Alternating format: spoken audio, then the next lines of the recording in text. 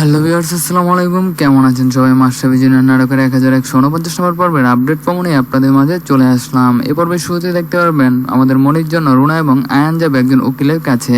উকিলও রুনাকে চিনতে পারবে এবং কি সে রাজি হয়ে যাবে আমাদের মনির পক্ষে লড়াই করার জন্য। অন্যদিকে দেখতে পারবেন আমাদের তুতুলকে সরাসরি জড়িয়ে ধরে কান্নাকাটি করবে তার শাশুড়ি, যে আমি তোমাকে নিতে এখানে এসেছি। আর সাগরকে ইচ্ছা মতো চড়াবে যে তুমি একটা রেখে আবারও বিয়ে করার জন্য উঠে পড়ে লেগেছে।